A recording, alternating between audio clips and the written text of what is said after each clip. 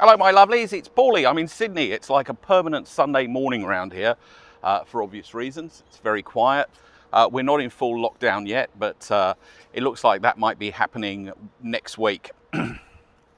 And I wanted to give you some thoughts about this thing that we all find ourselves in. It's I don't think anyone's going to forget this, right? I'm actually a very forgetful creature, but this is a defining moment for all of us, you know. And I was outside my church, which I can't go to anymore, so I sort of come and stand outside to get my hit. I feel like I've gone to church. I was here last Sunday, and there was this lady, and she comes up to this family, lovely Aussie family, and she took a picture, and she said, "You know what?" She said, "You can show this to your grandkids, and when they ask you, it's like, what did you do during the great coronavirus of the 20s?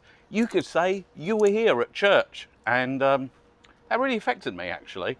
I thought it was very sweet because it showed to me that the important things in life will continue, the important relationships with family, with God, with community will continue, albeit in a virtual way.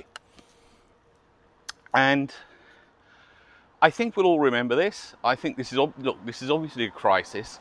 This is obviously a pandemic. It's obviously incredibly difficult for people. I'm not trying to downplay it, but there's something I want to say, which is just what I feel at the moment. So I want to make sure that I know it's a difficult time, and actually, as a single guy with no dependents, I've got it relatively easily, relatively easy, especially as I can work virtually. But here's what I think. I think it's the crisis of our times, and as crises go, we're pretty lucky because it's it's an upgrade version of the flu, right? And again, I'm not trying to belittle any of this or make light of it or say you shouldn't worry. But if I catch it, for my age group, someone that's healthy. I mean, I guess I'm on the cusp of old age almost, but there's a 2% mortality rate. If you're an older person and you've got breathing difficulties or pre-existing conditions, then it goes up to about a 15% mortality rate. This is not the bubonic plague, and this is not a world war. This is not a war, and I think, or a civil conflict, or something of that nature. And I think there's an important distinction, because one of the things that I've noticed is that what really screws us up as humans and creates trauma and creates PTSD is exposure to evil. And this crisis isn't inherently evil, unless it actually was a bioweapon engineered by the Chinese government, which frankly I wouldn't put it past them. But anyway, it currently looks like a natural phenomena. And as human animals, we're geared to cope with human phenomena. I think one of the things that this has really brought to bear is that sort of like, that normal that we took for granted, which is sort of like evaporating slightly. We're so lucky. It's like, when of us ever felt hungry before? When of us ever worried about getting clean water before? When of us ever worried about being warm before? If you're if you're in my network and you're watching this, you're part of the 1%. We've never had to worry about that stuff. For the rest of humanity, life wasn't. Who was it? There was a philosopher who just said life was nasty, brutish, and short. We've had a great run on this planet, our generation, and we've had it pretty cushy, and some of that is going away. So we have to adapt to this new normal. But thank God that it's a crisis which comes from a natural cause rather than evil cause, because I think it's our exposure to evil that creates mental problems that we just can't deal with afterwards. Certainly that's what I've observed from people talking, in my own experiences, talking about trauma and PTSD and stuff like that.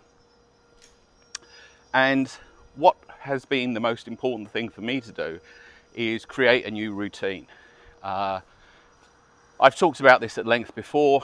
I like to get up early. I like to pray. I like to meditate. I like to go to my meetings. I like to work. I like to work in certain places. I like to have my nap. I like to go out in the evening. I like to see friends. I like to also go to meetings sometimes. And obviously, you know, the other people component of all that has gone.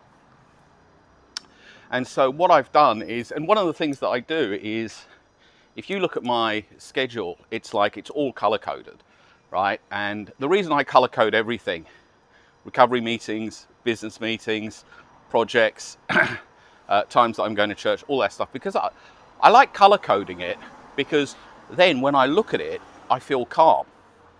And so if I'm feeling just, I look at it, I go, okay, this is what I'm going to be doing today. I know what I'm doing today.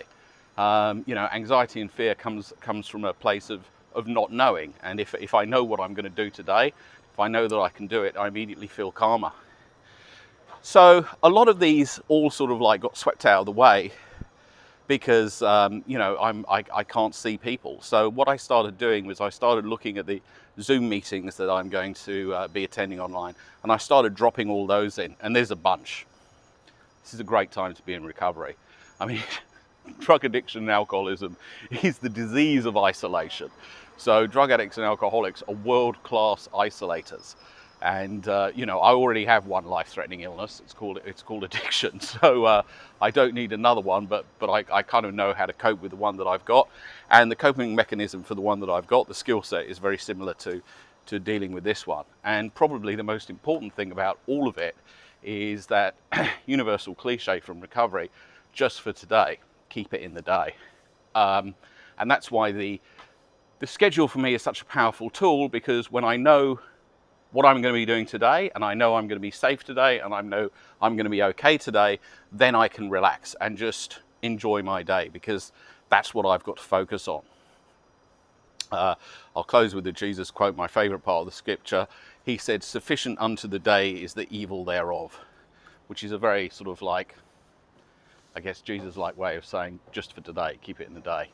So I'll leave you with that, and see you all of a sudden. Leave me some love in the show notes. Oh, other big news. I've got a campaign. I've just launched a campaign on Shots. So if you go to Shots, which is the industry platform for the advertising industry, great thing. Tons of work there. It's where people showcase all the latest ads. It's also got an amazing database called Source Creative, where you can find out, you know, who's doing what. It's got everything on everything on everyone. And yeah, I've got some ads running. So if you're in Facebook, you can look at some of my posts, and you'll see the gifts. I'm really excited about it. So take care. See you next week.